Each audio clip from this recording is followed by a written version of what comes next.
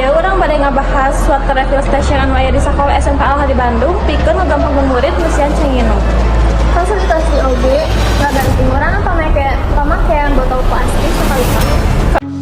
Dina tayangan ieu katempo salah seorang murid keur ngisian cai kana tumbler pribadina di water refill station sekolah. Fasilitas ieu ngagampangkeun murid menangkeun cai minum sarta ngurangan pemakaian botol plastik. Jago terang keayaan di lapangan kumaha, urang langsung wae ka reporter kami, Kaifa.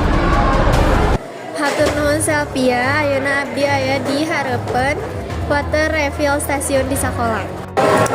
Fasilitas ieu sering dianggok ku murid pikeun ngesian cai kana tumbler pribadi. Teteh namina saha? Nami abdi Jansi.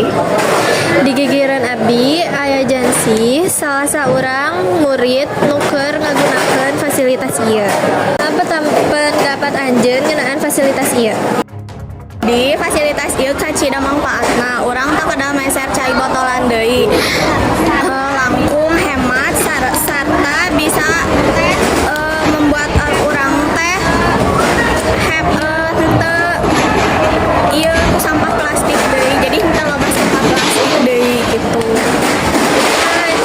Nah anjeun sering digunakeun. Mohon abdi sering ngisian cai di dieu sabab langkung praktis jeung caina ge bersih.